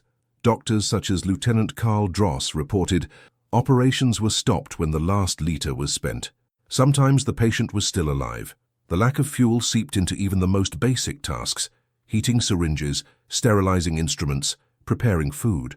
Modern war, powered by oil, had exposed a brutal truth. Without energy, humanity would fall apart. Meanwhile, the Americans used fuel as a comfort tool. The same resource that the Germans treated as sacred was, for the Allied soldiers, part of the routine. Makeshift stoves, lights in the camps, hot coffee on all fronts. This trivialized abundance had a devastating impact. German morale was not destroyed by tactical defeats, but by this difference in reality. The Reich had preached that its enemies were weak, materialistic, decadent. But when the soldiers saw the Americans burning fuel just to deny heat to cold, they understood that they were facing something other than force. They were facing a civilization that dominated abundance itself. Field Marshal Hasso von Manteuffel would later write, "What defeated us was not the American army, but the idea that they could waste what we could not produce." The defeat had become existential. The myth of German superiority was shattered not by bombs, but by empty tanks. In letters intercepted by the censors, soldiers confessed their incredulity. One of them, anonymous, wrote, "They burn fuel to light up the sky. We saved up to move an ambulance. The war is decided." Another, an Eastern Front veteran, reported, "In Russia we were cold and hungry, but we still believed in victory. Here in the Ardennes, we are ashamed. Shame on being the army that can't move." The fuel shortage had become a symbol of the spiritual collapse of the Third Reich. The soldiers saw no point in fighting anymore. The rhetoric of racial superiority sounded ridiculous in the face of the reality of the facts. Americans, considered decadent, had created a war machine that surpassed even the gods that German propaganda idolized. Fuel had become a metaphor for civilization itself, and Germany, with its tanks idle, was out of time. In mid-December, the High Command tried to order a counterattack, but out of fuel, the radios were muted, the trucks were immobilized, and the ambulances were cold. General Jodl would later write, "The offensive ended not by defeat but by exhaustion. The enemy burned more fuel denying it to us than we had in the whole operation. And so, the most disciplined army in the world was overcome by the absence of movement." The war, which Germany believed was a matter of bravery and strategy, turned out to be a supply equation. With each abandoned tank, with each frozen soldier waiting for a transport that never arrived, the Reich lost not only power, but faith. Defeat ceased to be strategic and became intimate. Each man quietly realized that the enemy possessed something impossible to equal, not courage, but constancy. In 1945, when Americans entered the ruins of German cities, they found diaries with repeated phrases, "We cannot fight against infinity." It was the confession of a generation. But the collapse was not yet complete. What would come next would show that fuel was not the only symbol of defeat. The very structure of the German economy was about to crumble, and this time there wouldn't even be the cold to blame. On December 23, 1944, the Belgian village of L'Église was seized by silence. The flames of fighting had died down, the echo of the engines had disappeared, and in the center of the city, a steel colossus remained motionless. The Tiger 213 tank, Joachim Peiper's command vehicle, imposing, intact, with the painting still gleaming under the ice but completely useless. The Maybach engine, capable of moving 57 tons of metal, was dead. The fuel gauge, showing 0, turned that giant into a monument to failure. Peiper had ordered the destruction of the other tanks, but the Tiger 213 stayed behind, preserved by fate. It was more than a vehicle. It was the photograph of a paralyzed empire, the perfect tank that couldn't move. Decades later, it would be restored as the centerpiece of a museum, right where it left off. And the question that all visitors invariably ask is the same: why did he stop? The answer is written silently on the control panel, because there was nothing to burn. Modern warfare had reduced the concept of power to a simple equation. Without fuel, there is no movement. Without movement, there is no war. The Tiger 213 became the symbolic grave of German military arrogance, the physical landmark of when technical superiority collided with industrial reality. To the visitor, that tank looks like it's sleeping, but in fact, he is confessing. Every screw and every conveyor tells the same story: perfection is no good without sustenance. What the Reich built as a symbol of invincibility, the most powerful machine in war, was defeated not by artillery, but by the absence of a gallon. The paradox is cruel and definitive. The engineering that promised total domination ended up a prisoner of its own energy dependence. The irony of this story is that the solution was in front of them. If you're enjoying unraveling these facts and want the story to live on, show your support. Like and subscribe so we can bring you more in-depth content. At La Glaise, the tank still rests, surrounded by snow and silence, as if awaiting an order that will never come. Visitors walk around, watching the sleeping monster and reading the sign describing its capture. Many do not realize that the true meaning of that artifact lies not in the destruction it caused, but in what it represents, the limit of human strength in the face of industrial mathematics. Those stationary treadmills weigh more than any victory. They are the point at which war ceases to be heroism and becomes calculation. The image of the tiger frozen in the Belgian landscape is the epitome of World War II, a war decided not by who shot best, but by who fueled the fastest. To Piper, that tank was the pride of his unit, the heart of a column that believed it could reach the Meuse River. When it was abandoned, it wasn't just a vehicle being left behind, it was the surrender of an ideology. National Socialism, which had promised an era of technical supremacy and unbreakable will, ended there helpless before the pointer of an empty marker. In the following decades, German veterans would return to La Glaise, among them Karl Wortmann, who had served under Piper. Standing next to an old enemy, U.S. Sergeant Roy Anderson, he looked at the tiger and heard the inevitable question. "We thought you had retreated by strategy. Why did they stop?" Wortmann smiled, a tired smile without triumph. "We stopped because we didn't have fuel," he replied, "and you burned millions." This simple exchange carried the weight of the entire war. Two men who fought on opposite sides, finally understanding that victory was not on the battlefield, but in the ability to sustain their own movement.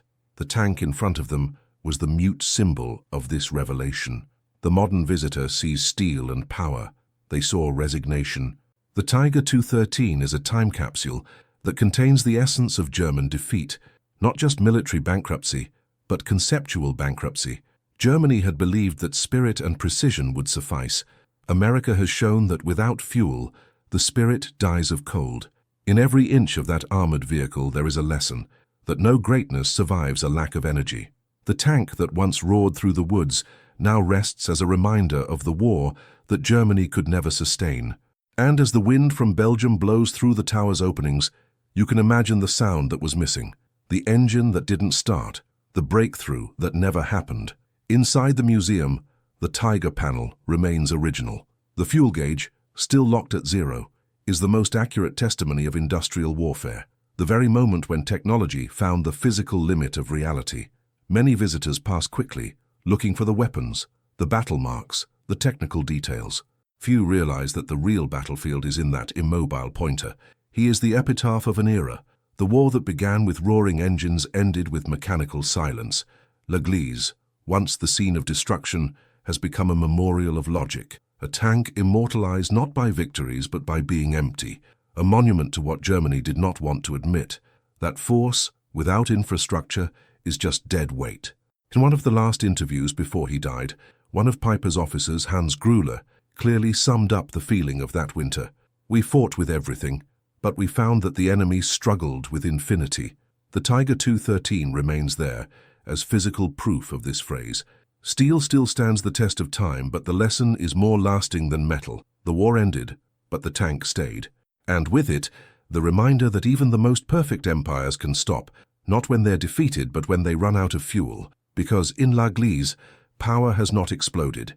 He simply emptied it. And what was to come would show that this void was not just material, it was the harbinger of the ultimate collapse of an entire nation. In the days following the German advance towards the Meuse, the difference between the two powers ceased to be tactical and became arithmetic. Joachim Piper had captured 50,000 gallons of fuel at Hansfeld, a number that to any German officer seemed like a fortune. It was the promise of movement, the chance to prolong the offensive, to perhaps reach Antwerp.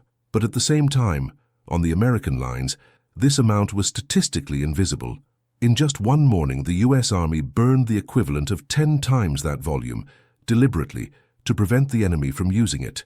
General Courtney Hodges, commander of the U.S.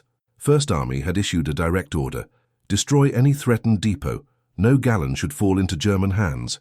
And the execution of this order was merciless. At Stavelot, Captain John Brewster's engineers set fire to 2 million gallons. In Spa, another 2.5 million. In Trois Ponts, another 1.1 million. In total, more than 8 million gallons were destroyed in less than a week. What for Germany was impossible to produce in months, America burned in days. That was the true measure of industrial warfare. While Piper celebrated his conquest of Hansfeld as a miracle, the Allies treated 100 times larger volumes as disposable. Germany struggled with shortages, America with surplus. An empire counted liters, the other eliminated millions.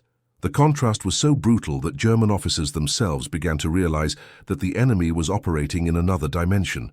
Lieutenant Hans Gruller would write in 1976, "As we refueled with our hands shivering with cold, we saw the smoke of Stavelot.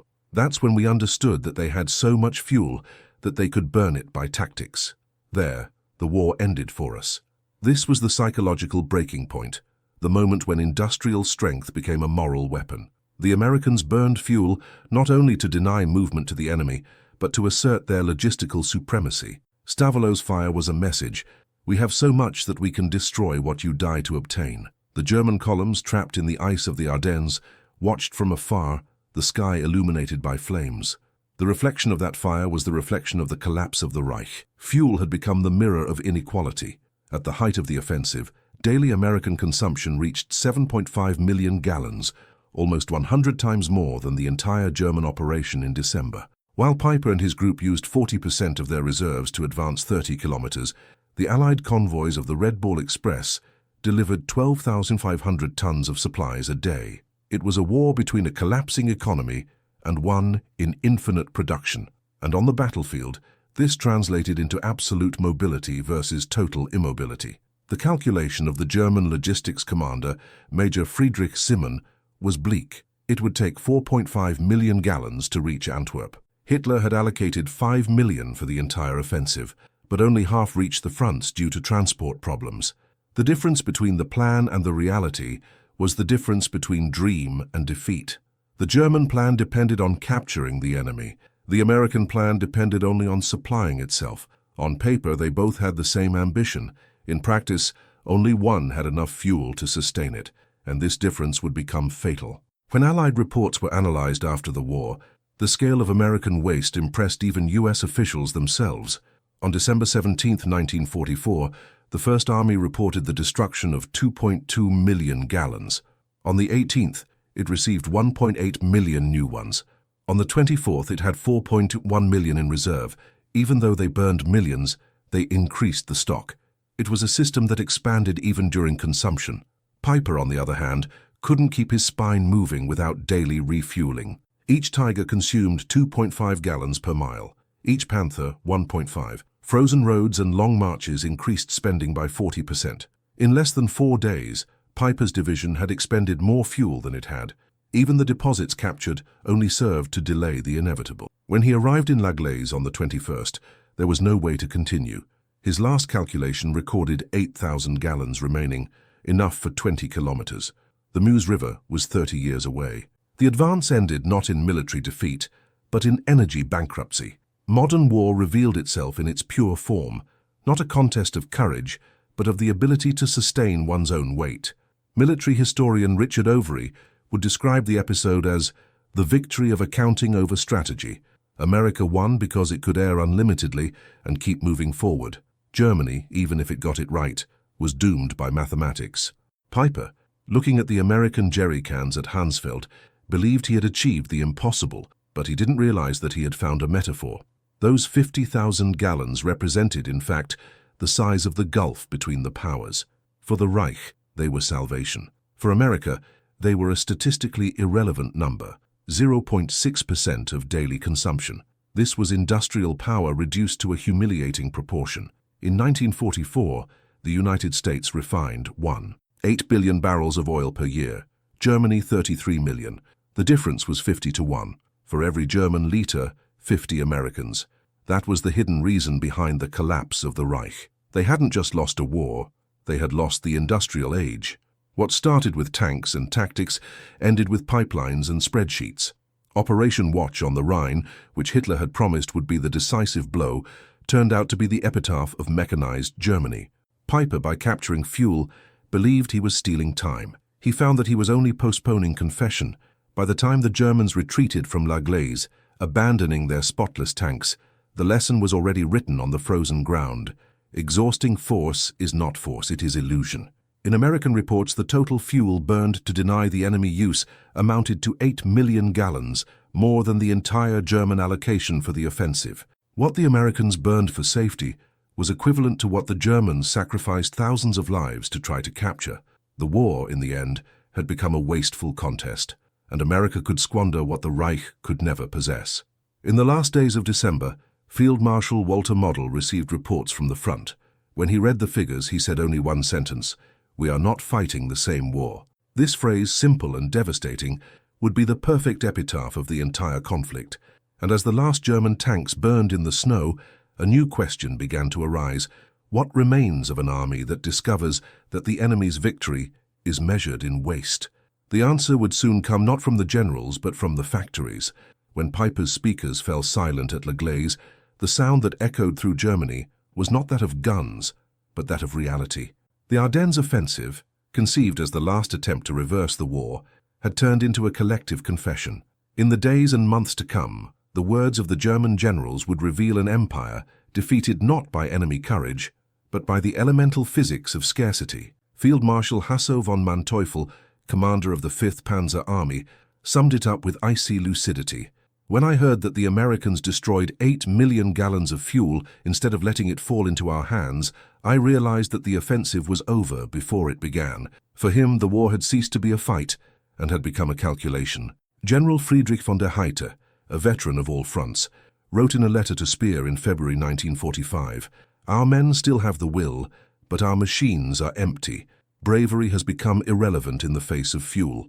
The ideology that underpinned the Third Reich was beginning to crumble not out of moral questioning, but out of logistical exhaustion. Field Marshal Walter Model, Hitler's Iron General, read reports and returned them in silence.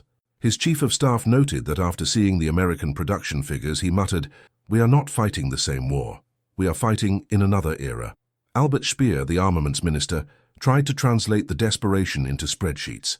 In December 1944, he reported to the Führer that the refineries at Leuna, Blechhammer and Pörlitz were operating at less than 10% capacity. Hitler replied dismissively, "Our soldiers will win with courage." Speer in his memoirs would confess, "At that moment I realized that he had left the real world. I was talking about tons."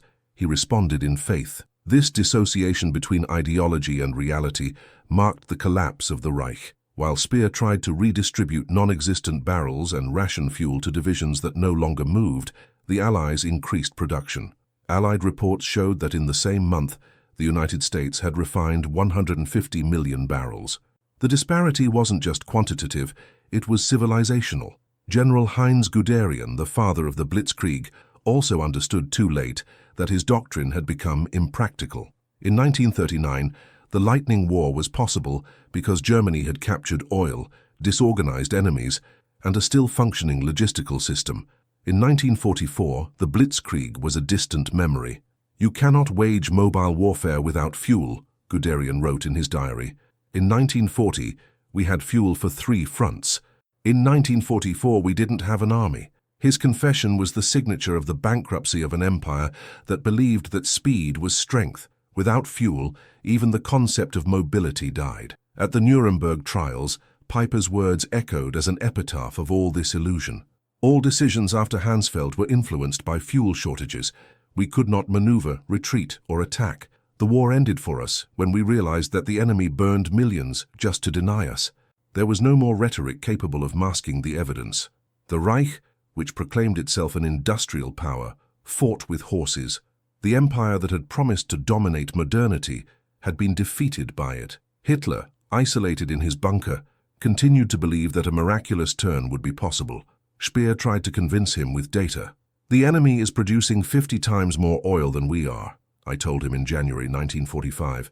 Hitler replied, "Faith moves mountains." Speer noted, "But it doesn't move tanks. This phrase, lost in his diaries, became the perfect summary of the Nazi debacle. As American troops crossed the Rhine, German generals realized that they were witnessing the end not just of a regime, but of a military era. Germany had staked its survival on an arithmetic illusion, that technical superiority and political fanaticism would compensate for a lack of resources. The equation proved fatal. In February 1945, Field Marshal Gerd von Rundstedt reported that 60% of all panzer divisions were immobilized for lack of fuel. We have tanks, we have ammunition, we have men. We have no movement. It was the literal description of an army that was still breathing, but no longer living. Behind the scenes, logistics officers tried to organize transports with trucks that ran only with scraps of captured fuel. The reports describe columns of hand-pushed vehicles, horses pulling artillery pieces, and dismantled tanks to repurpose engines. It was mechanized warfare going back to the 19th century. The collapse was not just material, it was symbolic. The army that had defined the concept of blitzkrieg ended up walking. The Americans, for their part, had turned logistics into art. General George Patton requested 350,000 gallons to move his army in 3 days and received it within 48 hours. American responsiveness was so enormous that it seemed like magic to German eyes. But it wasn't magic. It was industry, planning, and infrastructure. When Speer was captured, an American interrogator asked him, "When did you realize that the war was lost?" He replied, "When Piper found American fuel and realized it meant nothing, I understood that we were fighting against oceans." This sentence contains an irony that runs through the entire narrative of the war. Germany, which believed itself to be the engine of modern civilization, was defeated precisely by those who transformed the engine into a system, and when the system moved, nothing could stop it. Ideology has given way to statistics, pride to production, heroism to mathematics. The collapse of the Reich was more than military. It was the end of the belief in war as art. War had become applied science. America had industrialized victory. But to understand the true scope of this domain, one must look at what numbers have done not only to machines, but to the German mind, because what came next was the deepest surrender of all, not in the fields, but in the ideas. The war ended long before the last shot. It ended the moment a nation realized that faith and discipline mean nothing in the face of constant supply. Germany believed that it was fighting a war of will, spirit, race, and tactics. The United States was fighting a war of production, statistics, and resupply. While the Germans extolled courage, the Americans standardized pieces. While the Reich glorified charismatic leadership, America relied on spreadsheets and shifts, and it was this difference, an invisible, cold, devoid of rhetoric, that decided the fate of the century. Hitler built an empire on the belief that the will could bend reality. But reality is made up of tons, not slogans, of energy, not of faith. The supreme irony is that Germany, which proclaimed itself to be the homeland of technology, was defeated by technique applied on an industrial scale. Its engineering produced the best tanks, planes, and tactical weapons, but it failed to produce the essentials: fuel, transportation, and replacement. America, which the Reich despised as a nation of consumers, turned consumption into strategy. He created a logistical system so vast that it supported not only his army, but those of his allies. It was a war in which gallons were worth more than divisions, and barrels more than battles. German faith in individual heroism could not compete with the impersonal precision of American industry. Modern warfare had changed its nature. It was no longer won by those who fought best, but by those who could keep fighting. Clausewitz's doctrine had given way to the doctrine of maintenance. The Americans understood that winning was fueling, that power was repetition, that victory was routine. Germany believed that war was art. America proved it was engineering. The assembly line replaced the training camp. The worker replaced the warrior. And that was the real collapse of the Reich, to realize that war had ceased to be human. What once depended on bravery now depended on refinery yield. The war Piper fought on the frozen roads of the Ardennes was no longer the same as the war the Americans fought in the factories of Texas or the docks of New York. He moved tanks with liters. They moved armies with oceans. This asymmetry has created a new kind of power, the power that doesn't have to win battles because it wins time. When Piper found the American jerry cans at Hansfeld, he believed he had cheated fate. But the destination in 1944 was industrial. The fuel he stole was the same as the enemy could produce 1,000 times more in a day. German faith in its moral and technical superiority disintegrated in the face of the numerical reality of an economy that multiplied strength as if breathing. Pride turned into resignation, bravery in calculation. The German soldier discovered that courage without fuel is just waiting, and the generals learned that strategy without supply is just rhetoric. The United States didn't just win a war, it won a concept. They transformed conflict into a process, logistics into a weapon, resupply into doctrine. Germany, obsessed with the ideal of purity and control, was defeated by a chaotic plural society, but coordinated by efficiency. American chaos proved more powerful than German order, freedom more productive than fanaticism, because industrial power doesn't need uniformity, it needs energy, and America had excess energy. In the years to come, the whole world would understand the same lesson.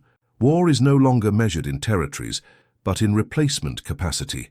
The 20th century belonged not to those who conquered land, but to those who controlled the flows of oil, steel, information, and logistics. It was the birth of continuous war, fueled not by ideologies but by fuel. The Tiger tank at La Glaise, frozen in time, is the physical reminder of that transition, the last monument to an era when heroism still believed it could win over production. The fuel pointer marking zero is more than a technical detail, it's the tombstone of the romantic war. The lesson that burns is simple and brutal. It is not enough to have faith, it is necessary to sustain faith. And only those who have infinite reserves can sustain anything. By the time Germany realized this, it was too late. The fire she had lit in 1939 was put out not by ideals, but by engines. The same oil that fueled their initial advance became the measure of their ruin. History does not repeat itself, but it is fueled. And in that winter of 1944, as the Reich emptied, the American tanks continued to advance, fueled by a system that seemed unbreakable. It was the birth of a new world order, an order built on refineries, production lines, and the power to continue. And this new era, driven by logic and fuel, would leave a question that still echoes in the corridors of history. What happens when war becomes infinite because those who fight never run out of energy? The answer would come in the next generation, and it would be no less frightening. December 1944, Hansfeld, Belgium. The biting cold of dawn still hung over the field when Joachim Peiper opened an American fuel can and breathed in the smell of what, for a moment, he believed to be salvation. The cold metal in his hands, the sound of liquid pouring into a Tiger's tank, the brief sense of victory, all of it now feels like the beginning of an epitaph. What Peiper didn't know is that that gallon did not symbolize redemption, but revelation. The fuel he saw as a miracle was only a negligible number in American spreadsheets, a perfect symbol of the abyss that separated a power that fought with technique and scarcity from another that warred with indifference and abundance. Germany still believed it was fighting a war of will. America was already fighting a volume war, and when the German column stopped, it was the whole world that watched the death of war as art. The collapse of the Reich did not come from a sudden blow, but from inevitable arithmetic. No speech could replace the oil that did not exist. No tank advanced without the missing gallon. German faith crumbled under the weight of the engine that wouldn't start. When ideology met calculation, calculation won. That's the inevitable conclusion of the story. World War II was decided not by generals on maps, but by engineers in refineries, not in the trenches, but on the assembly lines. What began as the conflict of ideologies ended as the victory of logistics. American power wasn't just military, it was systemic. A civilization that mastered flow, transport, and replenishment became invincible even before combat. And the universal lesson, even today, is implacable. The will decides the beginning of a war, but logistics decides the end. Heroism can win battles. Infrastructure conquers empires. Every liter carried with precision is worth more than any medal. Because the real battlefield in the modern world is invisible. It's in the factories, on the roads, in the ports, in the pipelines. And it was there that the Third Reich died, without realizing it. Decades later, during the Nuremberg trials, Field Marshal Wilhelm Keitel summed up German fate in a phrase that seems to come out of Hansfeld's ashes. We were not defeated by soldiers, but by trucks. This admission is the final echo of the war that ended before it began. Because when a nation is defeated by who moves its supplies best, it discovers that strength is not in the weapons, but in the gears that maintain them. If you've come this far and believe that history should be told with facts, not myths, show your support. Like this video and subscribe to the channel to help with our research and the search for historical truth. Comment on the most shocking data you discovered today. Perhaps the ratio of 50 US barrels to every German barrel, or the fact that the United States burned more fuel than Germany ever produced. And turn on the notification bell so you don't miss the next devastating historical fact we're going to reveal.